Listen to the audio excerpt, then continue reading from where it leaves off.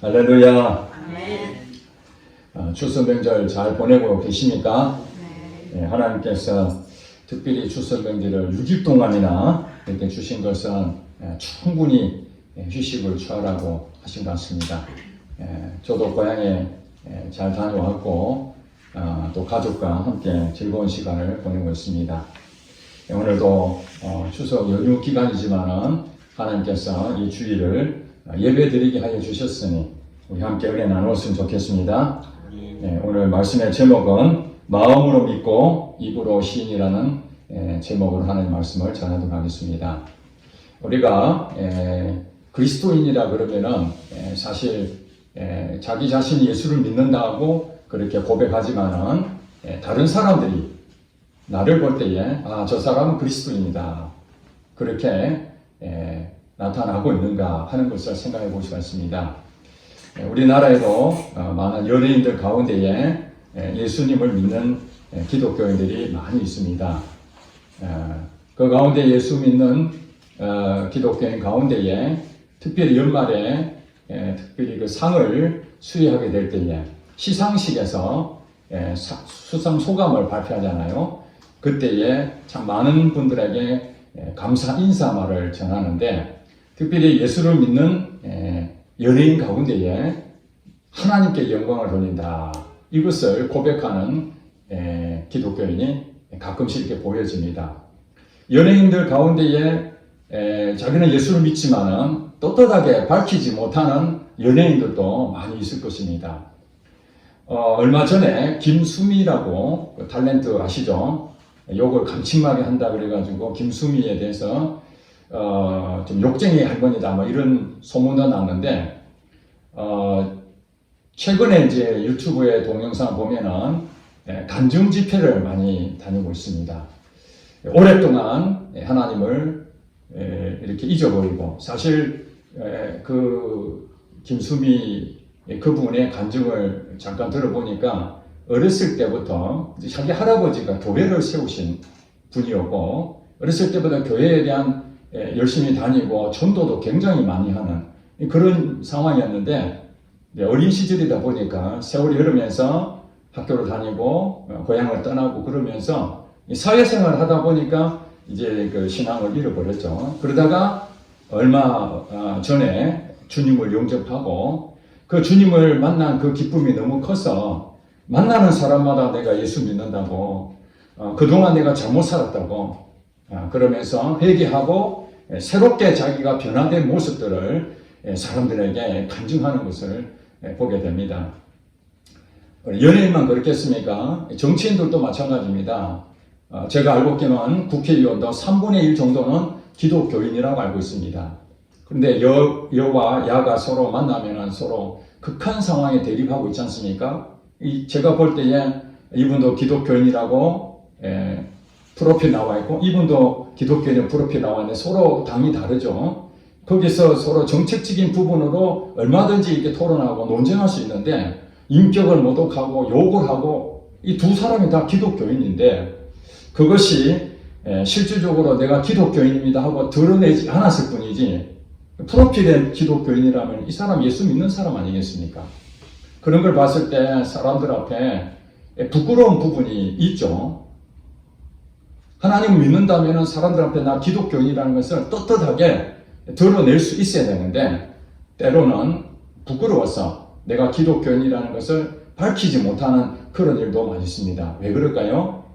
뭐 여러 가지 원인이 있을 수 있습니다만 자기 행동이 예수님이 가르쳐주는 이 말씀대로 살지 못하고 있으니까 내가 기독교인이라고 말하는 순간 너도 행동을 똑바로 해라.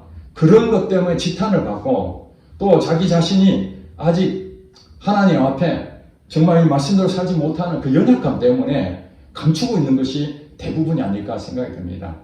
그렇다고 해서 드러내는 사람은 자기가 완벽하고 하나님 말씀대로 100% 살기 때문에 드러내는가? 그것도 아닙니다.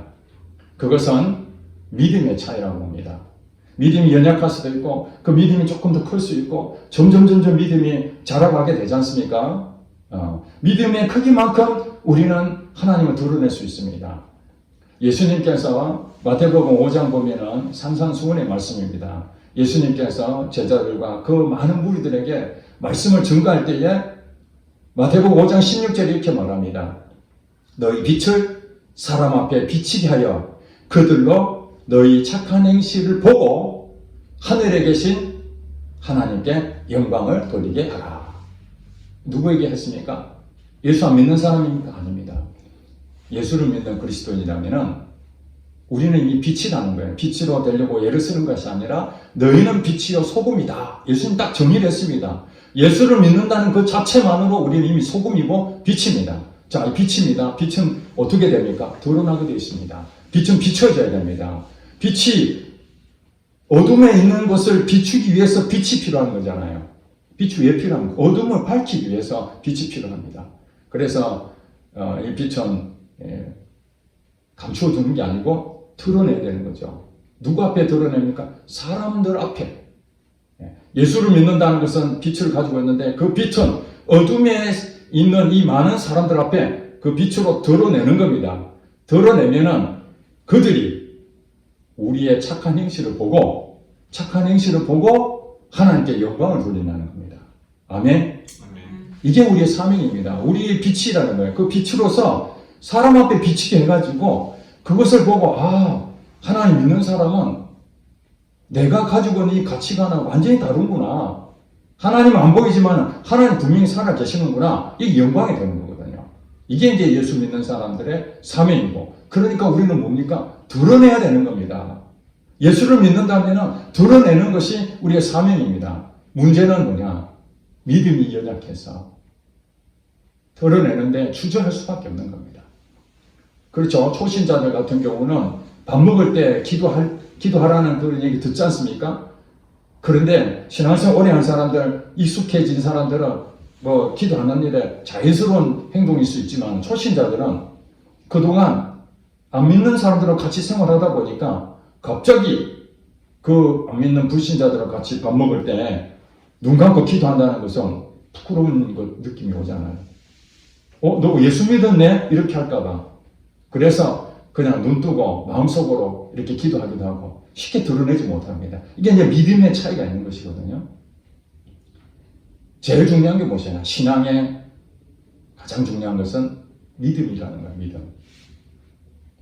그런데 우리가 잘 아셔야 될 것이 있습니다. 우리 믿음이라는 것을 많은 사람들이 오해하는 부분이 있는데 이 머리로 믿는 지적인 믿음을 성경이 말하는 믿음과 동일하게 생각하는 겁니다. 그것이 아닙니다. 사람들은 다 각각 자기 나름의 믿음이 있습니다. 그렇죠? 자기 먹는 것도 이것을 내가 좋아하고 이거 싫어하고 그걸 다 자기가 믿고 있습니다. 그 다음에 대중교통을 이용할 때도 자기가 그 믿음대로 행동하는 거죠.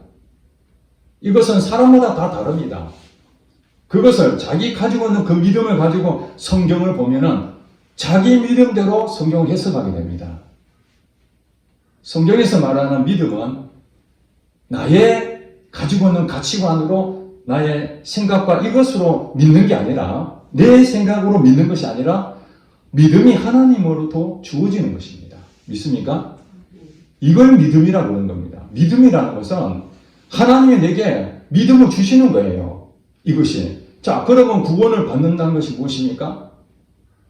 믿음으로 고백해서 구원을 얻게 된다고 했어요. 오늘 본문 내용이 자세하게 설명. 어떻게 구원을 얻느냐? 내가 예수를 믿는다는 것을 어떻게 구원을 얻느냐? 믿음으로 구원을 얻는다는 겁니다. 믿음으로. 근데 그 믿음이 내가 가지고 있는 그 가치관을 믿는 것이 아니라 하나님께서 내게 믿음을 주시는 거죠. 그 믿음을 주셨을 때 내가 회개하고 그 믿음으로 인해서 내 마음이 바뀌게 되고 그러면서 고백하게 되는 것이죠. 이게 순서가 하나님이 주시는 믿음입니다. 이 세상에서 자기가 가지고 있는 가치관으로 아무리 믿으려도 안 믿어지잖아요, 사람들이. 그렇죠. 우리 이웃들이나 우리 가족 가운데에 예수님 이 성경 말씀 믿으려도 자기 생각에 믿기를 이거는 맞고 이건 틀렸다.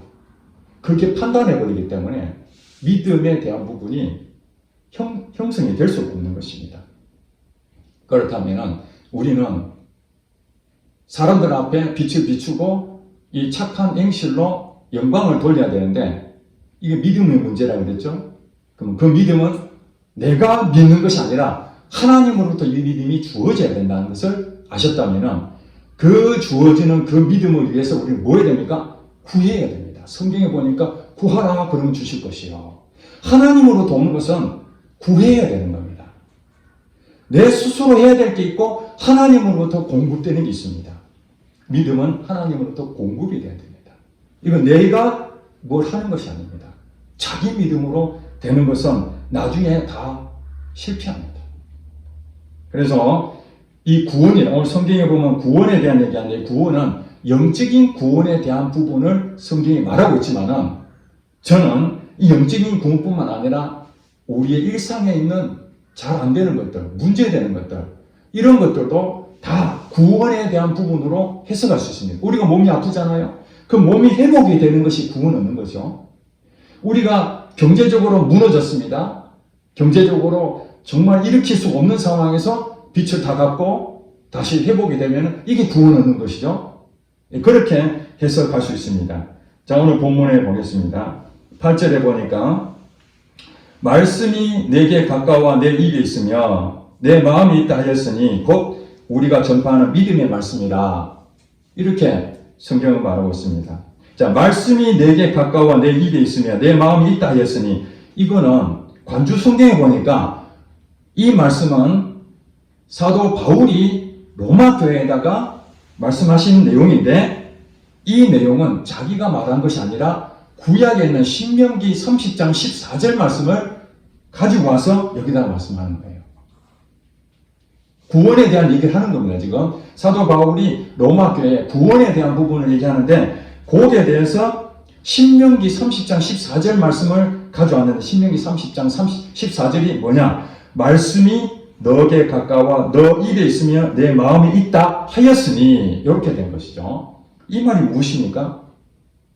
이것이 하나님 말씀이 우리에게 멀리 있는 것이 아니라 내 입에 있고 내 마음이 있다는 건 가깝게 있다는 거예요.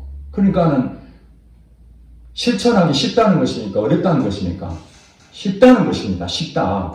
이스라엘 백성들이 하나님 말씀을 잘 안 듣고 막 자꾸 엉뚱한 짓 하니까 하나님께서 말씀이 멀리 있는 게 아니다. 너 입에 있고 너 마음에 가까이 있으니까 얼마든지 그 지킬 수가 있다.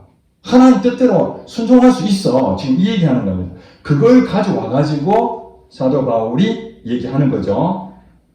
이것이 무엇이냐면은 사도 바울이 뭐라고 얘기합니까? 이게 곧 해놨어요. 곧. 앞에 신명기 30장 14절 말씀 이것이 무엇이냐? 곧 우리가 전파하는 믿음의 말씀이라. 사도 바울이 끊임없이 복음을 전파했잖아요. 복된 소식을 전했습니다. 그게 하나님 말씀인데 그 말씀 앞에 뭐라고 적어놨습니까? 믿음의 말씀이라. 자, 우리가 무엇을 구한다고요? 믿음을 주세요. 믿음을 주세요. 나의 착한 의식을 그들로 보게 해서 하나님 영광을 돌리기를 원하는데 이 나의 사명인데 그게 잘 안 되잖아요.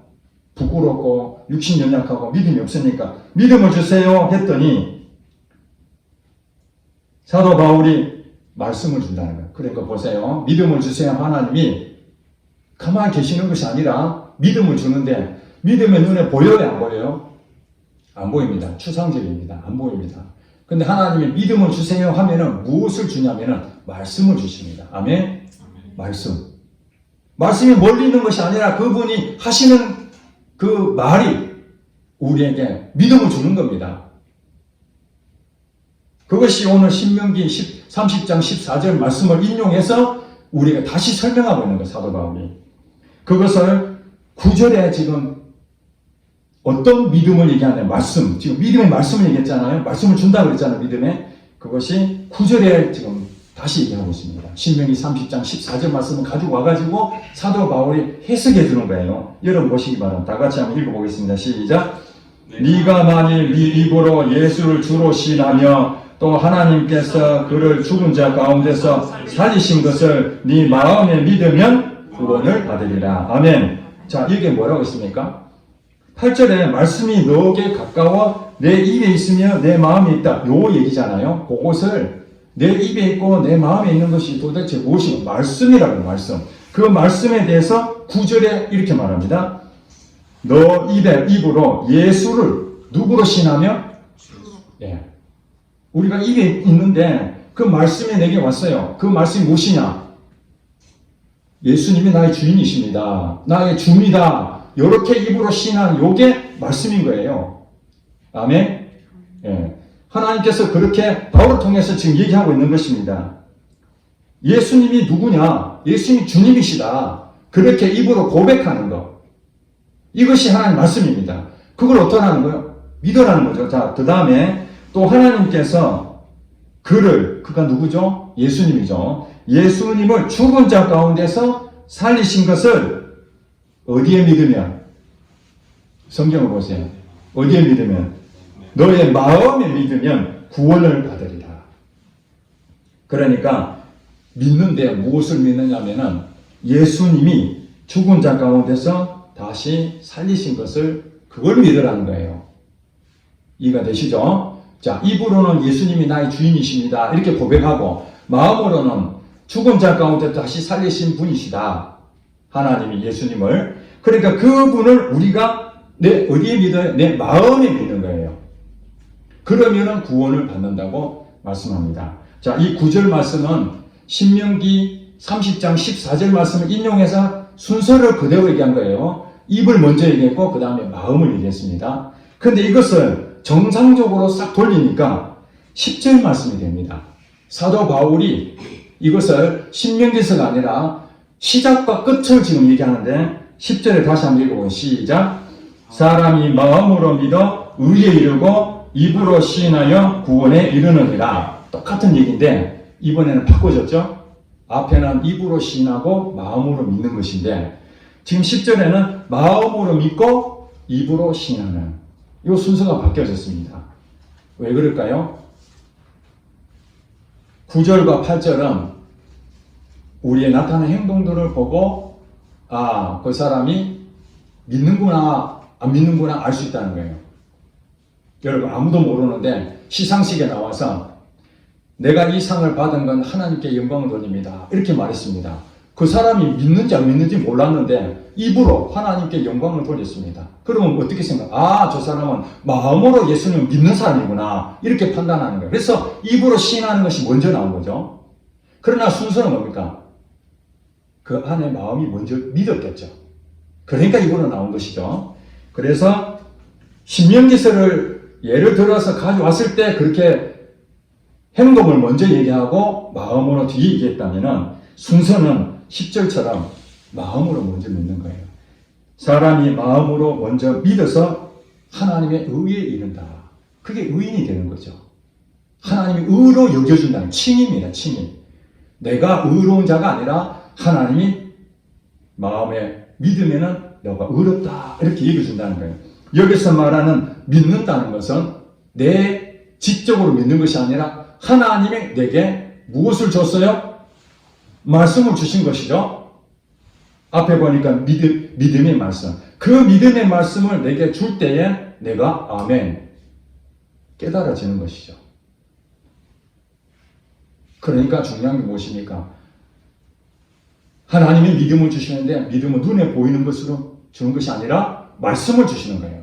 그 말씀이 여러분 앞에 어떤 식으로 나타나냐? 성경 말씀을 읽을 때 이렇게 주어졌죠? 설교 말씀을 들을 때 환경을 통해서 여러 가지 이런 하나님 사인을 그 환경을 통해서 내게 말씀하시면 깨달아질 때 마음으로부터 감동이 일어날 때 내면적인 하나 성령의 음성을 듣게 될 때 이때 어떤 일이 일어납니까?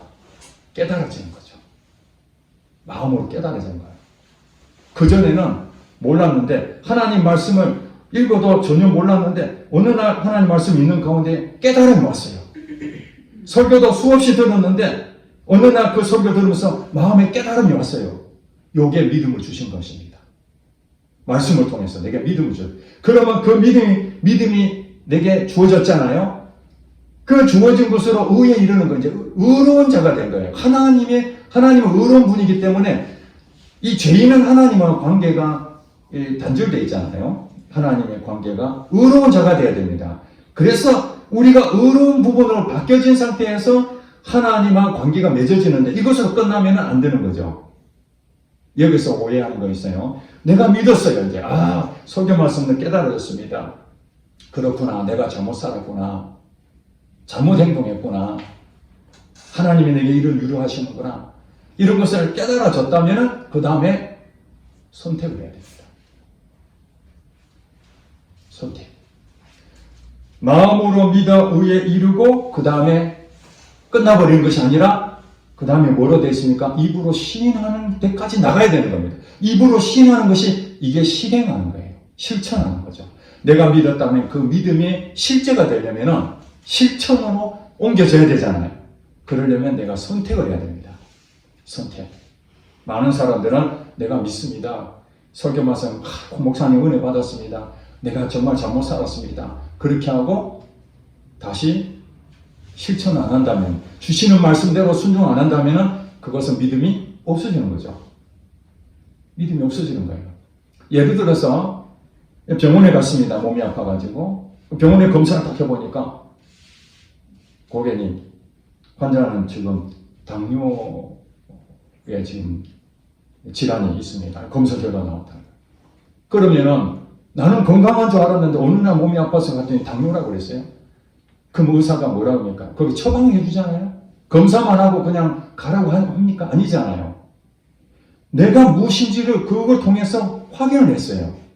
검사해가지고 장기 검사했던 결과를 가지고 설명했을 때, 이거 한 예를 든다면 하나님이 내게 말씀을 주실 때 내가 잘 몰랐는데 몸에 이상이 있어서 갔더니 당뇨라는 부분에 진단이 나왔다면 내 자신이 그걸 깨닫게 되죠. 내가 질병이 있구나.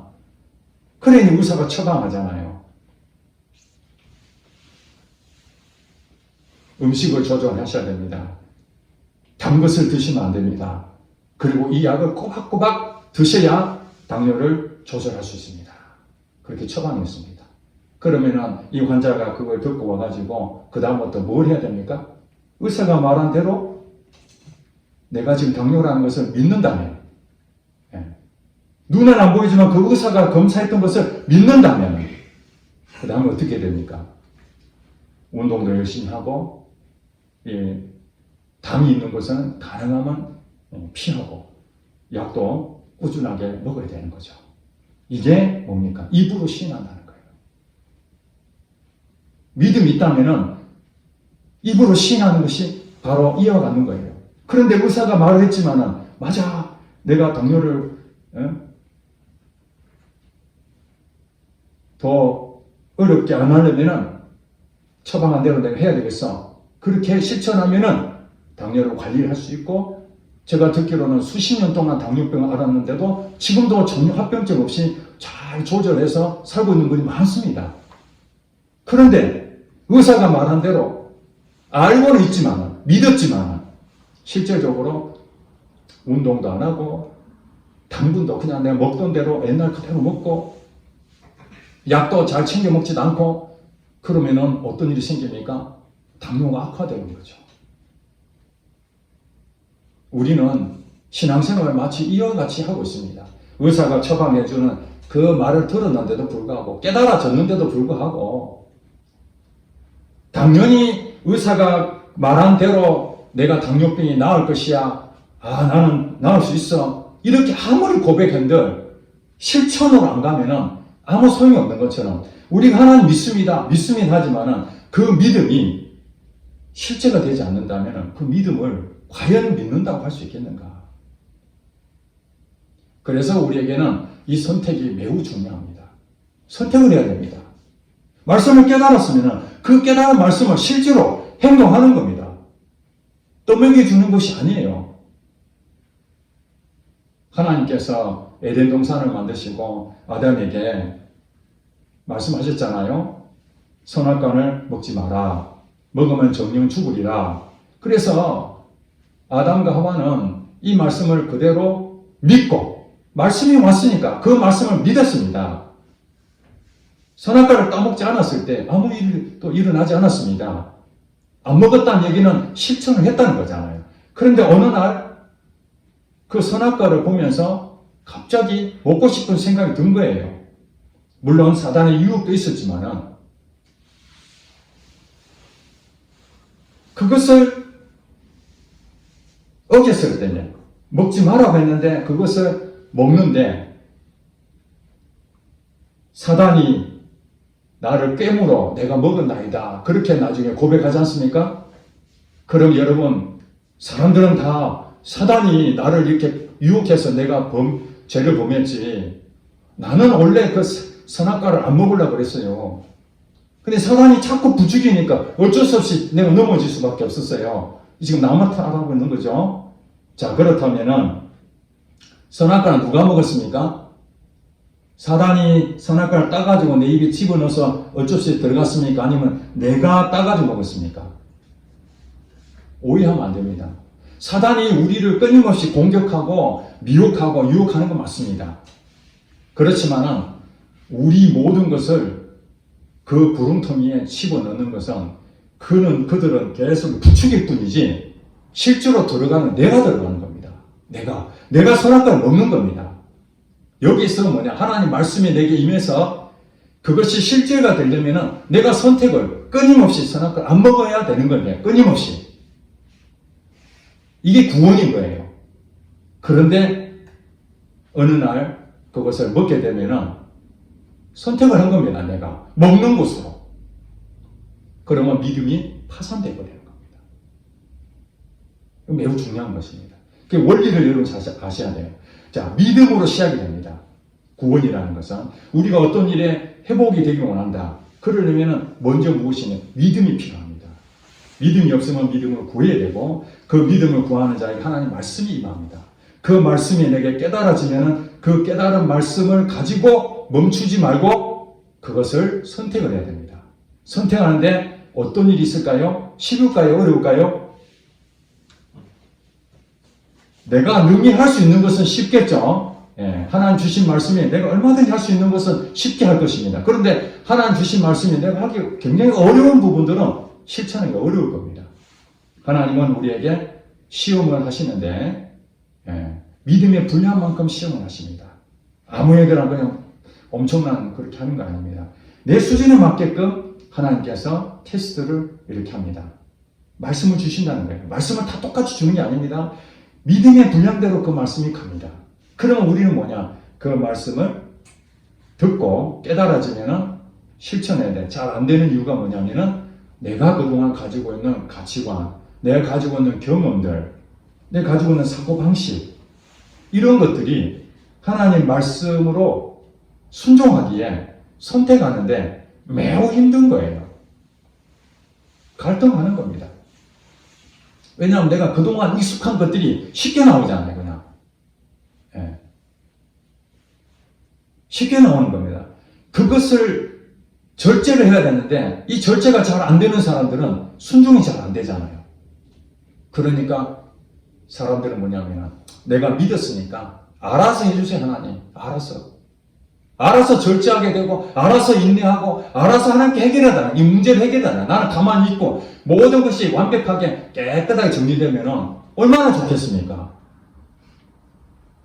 하나님은 그런 식으로 하지 않습니다. 반드시 마음으로 믿게끔은 하나님이 하십니다. 믿게끔. 그래서 깨달아지면은 그 다음에 어떻게 했냐? 내가 입으로 시인해야 되나? 내가 하나님 억지로 내 입을 벌려서 고백하게 만드는 것은 아닙니다. 그러니까 하나님이 하실 일이 있고 내가 할 일이 구분이 되어 있다는 것이죠.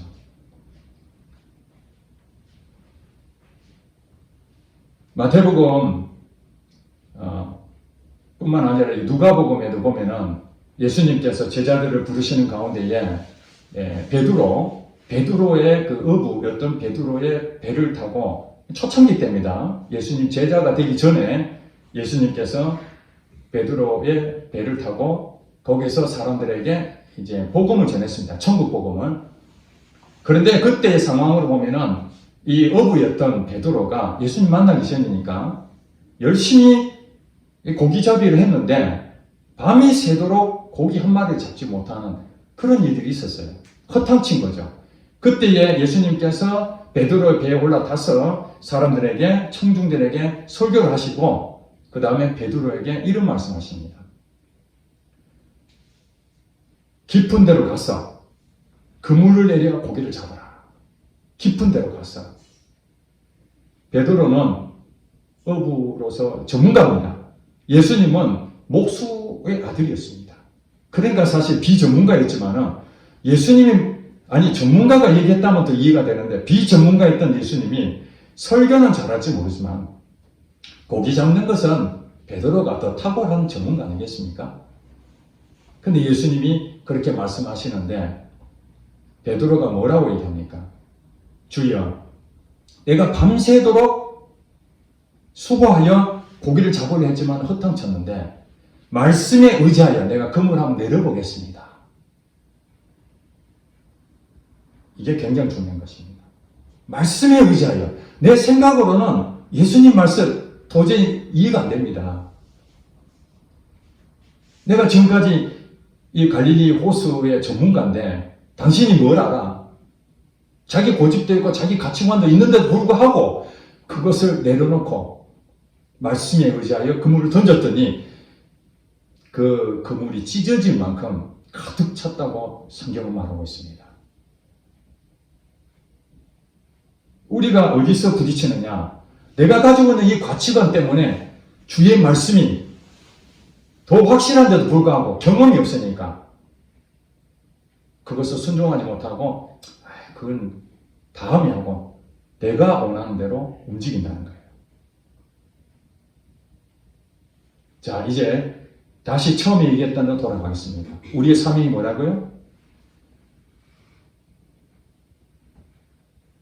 너희는 빛이니 너희 빛을 사람 앞에 비치게 하여 그들로 너희 착한 행실을 보고 하늘에 계신 하나님께 영광을 돌리게 하라. 여기서 너희 빛을 빛이라는 거잖아요. 그 빛은 이미 예수 믿는 사람의 한 부분입니다. 예수 믿는 사람은 마음으로 믿는 상태입니다. 이미 빛으로 와 있기 때문에 그 믿었다면 그 다음에 사람 앞에 비춰야 되는 거죠. 이게 사명입니다. 비춰야 됩니다. 믿음만큼 비춰지는 겁니다. 그리고 그들로 너희 착한 행실을 보고, 이거 착한 행실이라는 것은 우리가 일반적으로 예수 안 믿는 사람 착한 사람 많잖아요. 좋은 일 많이 하고 구제도 많이 하고 사람이 온유하고 또 배려심도 많고. 제가 예전에 관계를 맺었던 분들 가운데 저분은 예수 믿으면 참 좋을 것 같아요. 사람 너무 온유하고 성품도 좋고 이거는 예수 믿는 사람보다도 더 정말 훌륭한 그 인격을 갖춘 분을 내가 보면서 저분은 예수 믿으면 진짜 딱인데 이런 분이 계시잖아요. 이게 착한 행실일까요? 성경에서 말하는 것은 그걸 착한 행실로 말하는 것이 아닙니다. 하나님 말씀이 선한 거예요. 하나님 말씀이 선한 거예요. 이 착한 행실이라는 것은 하나님 말씀대로 행동하는 것이 착한 행실입니다. 이것이 예수 믿는 사람과 안 믿는 사람 다릅니다. 착한 행실로 하나님께 영광을 돌리라. 저희들도 가정에 굉장히 어려움이 있어서 경제적으로 정말 빚더미에 앉아서 어떻게 할까 고민하고 있는데 하나님께서 말씀을 주셨어요. 어떻게 하면 재정을 회복할 수 있을 것인지. 그전에는 기도했죠. 하나님 지금 이 경제적으로 너무 어려운데 지금 말해서 구원해 주세요. 이 빚에서 구원해 주세요. 이 가정 경제에서 구원해 주세요. 그렇게 기도를 했는데 어떻게 하나님 응답하시냐면 하나님께서 김미진 간사라는 재정 강의하신 그분이 그동안 살아왔던 경험담을 통해서 재정 강의를 2번이나 사인을 주셔서 하나님께서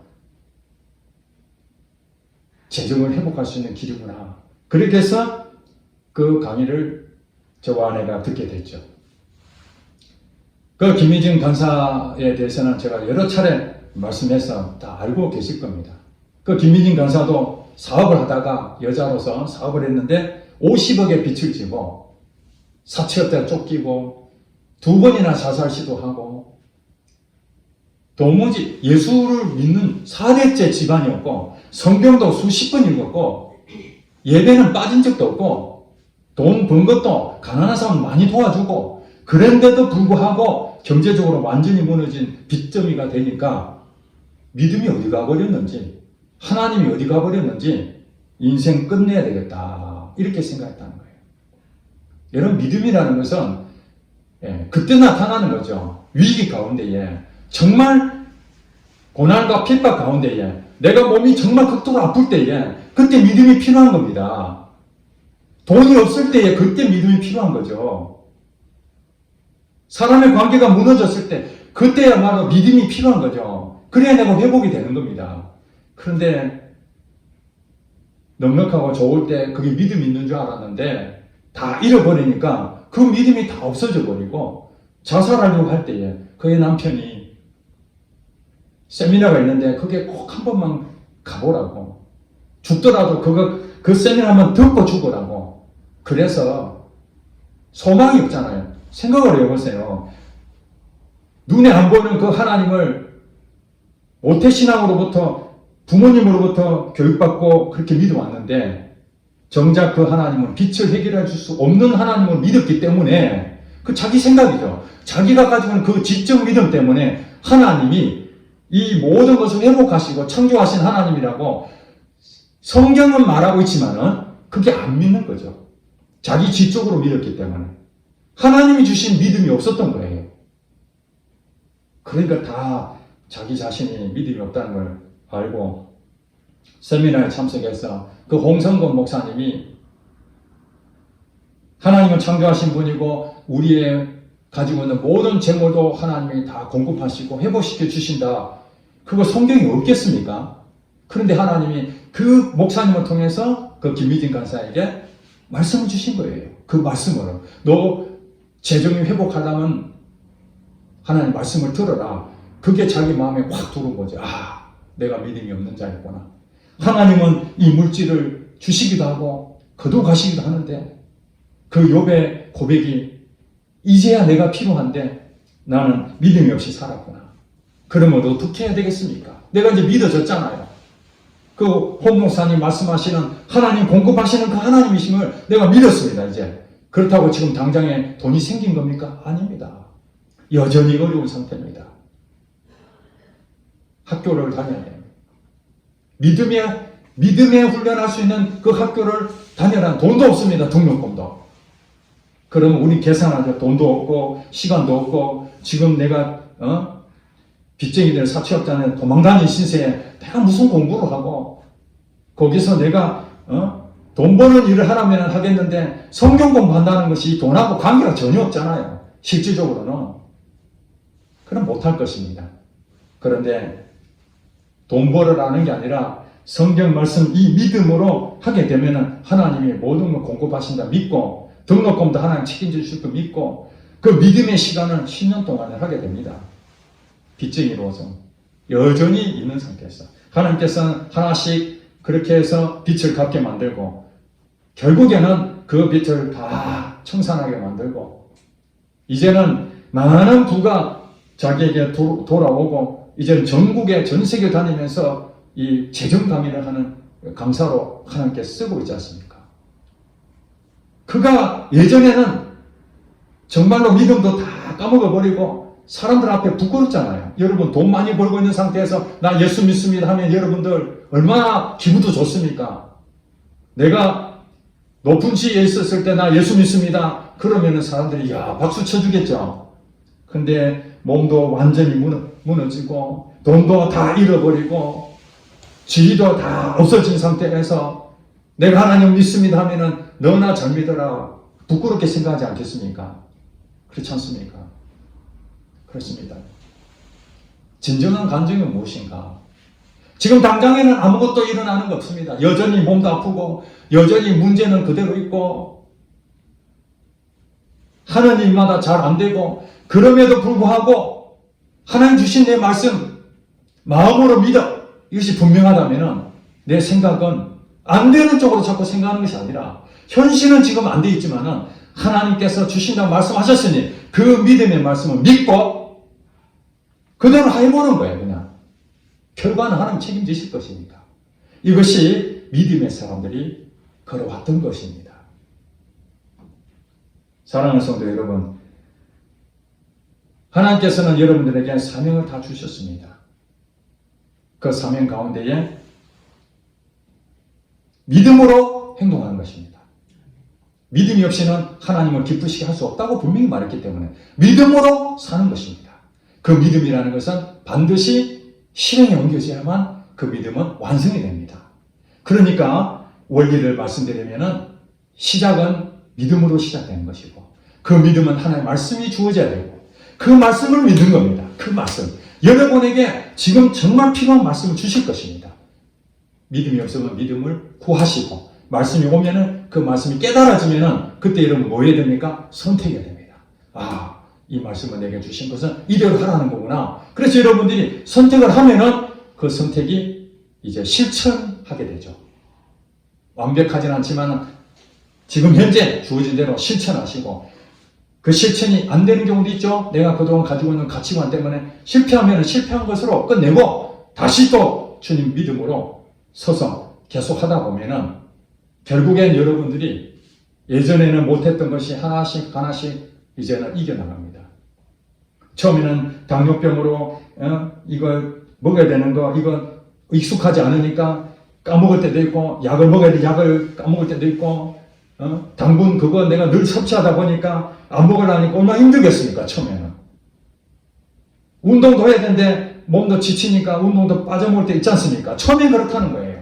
그럼에도 불구하고 끊임없이 약을 계속 챙겨 먹고 그 다음에 또 운동 시간 나면 운동 또 해야 되고 그 다음에 당분도 가능하면 멀리하고 이것을 초창기 때는 내가 익숙하지 않으니까 계속해서 그 반복대로 하다 보면은 어느 날 이제 내가 익숙해지는 때가 옵니다. 약도 잘 챙겨 먹고 있고 운동도 시간 맞춰서 내가 고민 안 해도 자동적으로 운동하고 있고 그 건강식도 내가 뭐 옛날에는 가렸는데 이젠 자연스럽게 이걸 멀리하게 되고 내게 좋은 것들만 잘 먹고 있는 이 모습이 되고 있는 거예요. 이게 뭡니까? 이게 입으로 신하는 행동까지 가는 것입니다. 믿음이 시작했다가 마음으로 믿어서 그 다음에 결국에는 입으로 신한 데까지 갈 때 이것이 열매가 맺는 거예요. 이것이 열매가 맺습니다. 그러므로 나는 내 마음은 항상 뭘 해야 됩니까? 늘 새로워져 있어야 됩니다. 옛날 생각 가지고 있으면 고생하는 거예요. 로마서 12장 2절 말씀 제가 고백했던 것처럼 너희는 이 세대를 본받지 말고 마음을 새롭게 하여 변화를 받아 하나님의 선하시고 기뻐하시고 온전하신 뜻이 무엇인지 분별하도록 하라. 이 세상을 살아가는데 하나님 주시는 것이 무엇이냐? 분별력이 있어야 돼요. 분별. 좌로나 우로나 치우쳐야 되는 분별력이 있어야 되는데 그것은 마음의 변화가 있어야 됩니다. 마음에. 내가 가지고 있는 것이 옛날 나의 그 습관들, 잘못된 것들 그거 가지고는 분별이 안 됩니다. 판단이 안 서는 거예요. 자기는 맞다고 하지만은 전부 다 제3자가 볼 때는 옆으로 쏠리고 있는 겁니다. 그럼 완전한 분별은 마음이 새롭게 돼요. 이 마음이 새롭게 되려면 하나님 말씀이 내게 주어져야 되고 그것을 믿는 겁니다. 그것이 변화가 되는 거예요. 하나님이 내게 말씀을 주시면 그 마음이 변화돼요. 그 다음 어떻게 됩니까? 실천으로 옮게 되고 하나님 뜻이 무엇인지 주어졌으니까 분별해서 이제는 그대로 아멘하고 실천에 옮겨질 때 열매가 나타납니다. 그러면 여러분은 믿음은 점점 자라지죠. 자란 만큼 여러분들은 그게 착한 행실로 열매가 나타남으로써 예수 안 믿는 사람들이 예수 믿는 사람 다르구나. 완벽하진 않지만 완전하진 않지만 하나님 말씀대로 순종한 결과들이 우리에게 열매 나타날 때에 하나님께 영광을 받으실 줄로 믿습니다. 아멘. 기도하겠습니다.